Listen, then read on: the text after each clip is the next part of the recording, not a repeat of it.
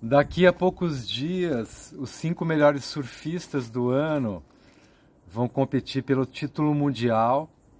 Eu queria analisar aqui um pouquinho a minha visão dessa final, desse finals, e pensar principalmente no Ítalo, que no ano que ele foi campeão mundial, a gente usou muito a imagem de subir a montanha, né? Eu falei para ele que o importante é você se manter próximo dos líderes, porque ele tinha largado o ano muito ruim, tinha feito um começo de ano muito ruim e estava muito atrás. Eu falei, não, fica próximo que no final você vai se aproximando e chega junto.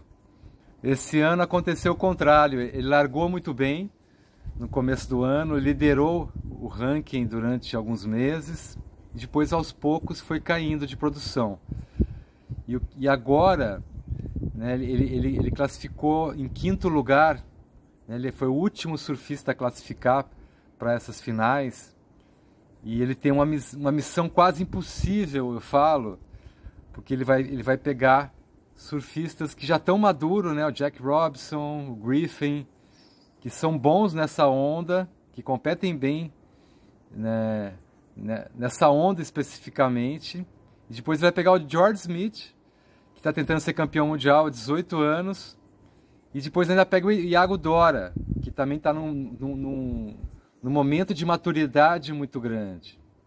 A gente nem precisa discutir se o Ítalo é um surfista excepcional, porque, na verdade, ele é mais do que excepcional, ele é sobrenatural.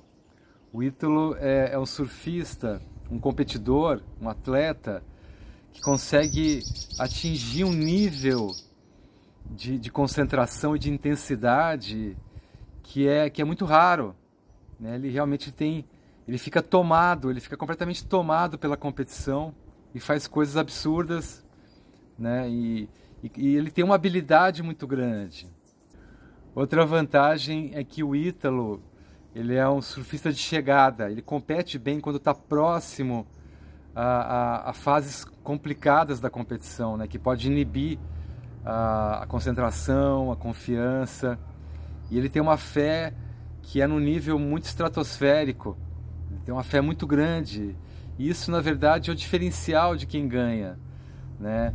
A gente sabe que a competição é uma batalha mental, então se a pessoa está num nível mental muito intenso, com muita intensidade, é difícil você conseguir superar, né? Se você não atinge o mesmo nível, e ele realmente tem um nível diferenciado de intensidade e de vontade de ganhar, né? Essa vontade de ganhar dele é tão grande, tão intensa, que ele entra num transe mesmo. É interessante que muitas pessoas não consideram o Ítalo um excelente tube rider. O que é tube rider? São surfistas especialistas em tubo, né? Em ficar dentro da onda o mais profundo e o maior tempo possível. Agora o Ítalo, ele já ganhou do Medina em Pipeline e ganhou do John em Tiopo, né, em Tiahupo, que se a gente for falar em português, que são as ondas mais clássicas nesse tipo de manobra. Então não resta dúvida que realmente ele vai muito bem e com excelência nesse tipo de manobra. O que eu sei é que eu vou torcer muito para ver uma final brasileira entre o Iago e o Ítalo, o que eu acho que não é tão improvável assim, embora seja uma missão realmente absurda, né? Uma missão quase impossível.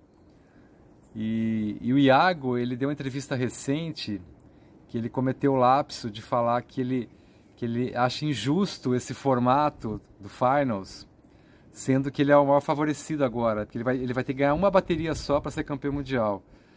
E claro que é injusto, né? Porque na verdade o formato antigo que vai retornar, que a pessoa realmente ganha quem liderar o ano inteiro, é muito mais justo. Mas ele falar isso agora é como se ele adiantasse um mau agouro de achar que ele pode perder. E aí seria injusto realmente. Se ele perder vai ser injusto porque ele liderou o ano, ele fez um ano maravilhoso.